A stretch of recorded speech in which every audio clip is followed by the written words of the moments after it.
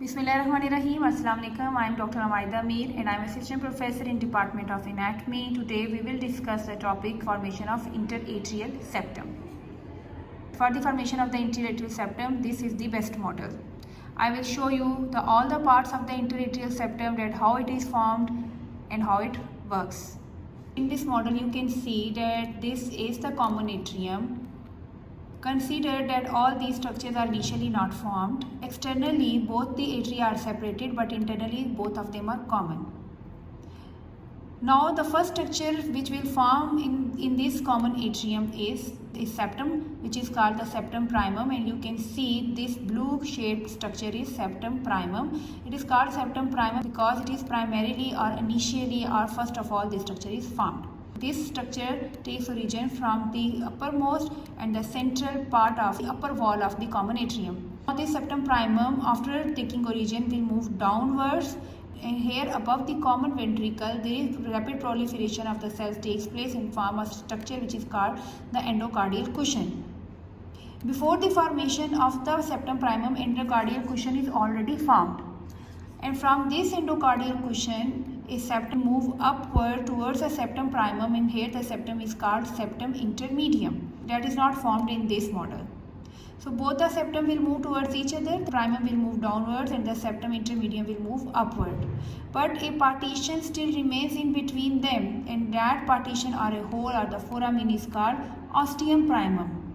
With passage of time, this gap will fill, but before obliteration or before closure of this gap, immediately a gap will appear on the upper wall of the septum primum, and this foramen or the gap is called the ostium scindum because this gap will form secondarily. When the ostium primum will form on the right side of the upper part of the right atrium, again a structure will arise, or again a septum will rise, and that will move again downwards as the septum primum has already moved downward. And this septum is called the septum scindum. It is called septum scindum because it takes origin secondarily after the formation of septum primum. The septum scindum is crescenteric in its shape or the sickle-like in its shape when it will move downward, and it will overlap the foramen or the ostium scindum over here. And its free or the lower edge will become concave-like in its shape. Now you can see in this model that its lower edge is concave-like in its shape. This concave edge will start moving downwards again towards the septum intermedium. It will leave an opening near the floor of the right atrium, and this opening here is called the foramen ovale. Now you can see in the whole model of the heart that superiorly there is a foramen, or there is a gap which is called the ostium scindum, and inferiorly there is a foramen which is called the foramen ovale. So here I want to clear the concept of the foramen ovale. As I have told you that the septum scindum will move downwards towards the septum intermedium, and the septum primum already persists over here. The ostium primum has already closed. In the upper part of the septum primum, there is a gap which is called the ostium scindum. When the septum scindum moves downwards towards the septum intermedium, initially the two parts of the septum scindum are formed, the upper part and the lower part. And between the upper and lower part again there is a gap, and this gap now is called the foramen ovale. Now the septum primum at the upper part will start disappearing, and in this concavity there is a gap which is called ostium scindum. You can see that this blue color concavity shows ostium scindum. Again I will repeat it. This upper part of the septum primum will persist, and the lower part of the septum primum will persist, but the concavity here shows the ostium scindum. Now again I will repeat it, that the upper part of the septum scindum, when it will move downward, and the lower part of the septum scindum that will fuse with the septum intermedium here. Again a cavity will form over here which is yellow in color. That concavity shows the foramen ovale. So the foramen ovale extends from this yellow part up to this blue part. Most of the students think that this is only here. This is not only here. This foramen extends from this concavity yellow color to that blue concavity, from here up to here. This whole is foramen ovale. After this, the small upper part of the septum primum will start disappearing and only the lower part will persist. Now this lower part will form the valve of the foramen ovale, or it will act like the valve of the foramen ovale. When the blood starts moving from the right atrium to the left atrium, the blood will pass through this foramen ovale and enter over here. After the formation of the septum scindum, over here again a septum will form on the upper part of the right atrium, which is parallel to the septum scindum, and that septum is formed septum spurium. This septum will move downward, and when the right sinus horn incorporates itself into the posterior wall of the right atrium, will form the two flap-like structures. One which is towards the left side is called left venous valve, and the other which is towards the right side is called right venous valve.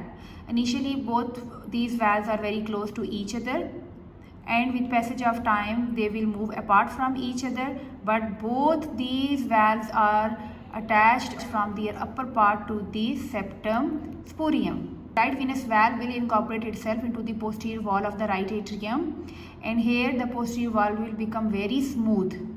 That's why this is called the sinus venerum. Sinus venerum means that the whole posterior wall of the right atrium is originated or is derived from the sinus venosum. This yellow shaped structure is called septum scindum, and the blue color inside this shows that left venous valve incorporates or merges itself to the septum scindum. And here the dark blue color structure shows that this was the right venous valve, and it incorporates itself into the posterior wall of the right atrium to form the smooth part.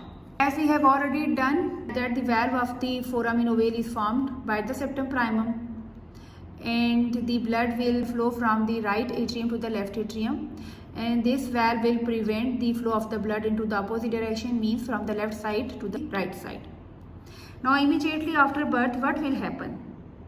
After the birth, the size of the left atrium will increase because the respiration will start, the right to the left shunt will stop, the pressure on the left atrium will increase, and that pressure will push the valve of the foramen ovale, which was formed by the septum primum, to the septum scindum. And when this valve will push with the septum scindum, the communication between both the right atrium and the left atrium via the foramen ovale is closed. So in this lecture we have done all the interatrial septum formation. I am going to give you a quick summary of only the parts on this model.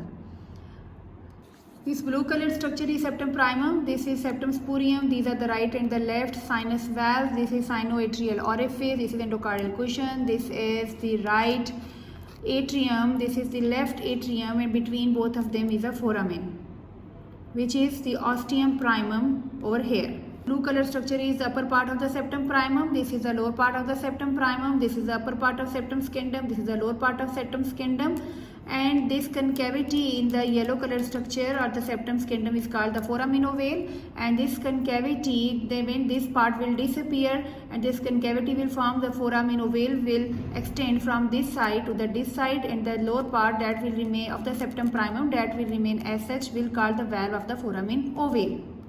Now this red color structure is called the endocardial cushion, that has increased in its size, and the upper part of endocardial cushion has septum intermedium. This is called the septum spurium, and the below the septum spurium is the right sinus valve, the left sinus valve, and here the sinoatrial orifice. This is the right atrium, this is the left atrium. This is the last model which is related to the interatrial septum formation. This hole is called the septum primum, and this hole is called the septum scindum. Here you can see the blue color structure is the left sinus valve that is incorporated into the septum scindum. This red color structure is called the endocardial cushion, and this blue color structure which shows the posterior smooth wall of the right atrium that is formed by the incorporation of the right sinus valve into the posterior wall of the right atrium. And this is shown by the light blue structure. This is the posterior smooth part of the right atrium, again the left atrium, and again the right whole atrium. This study all the model related to the formation of the interatrial septum. Hope so you like this class, you have understood all of them. If you have any query, please leave your question in the comment section, like it and share it. Thank you so much.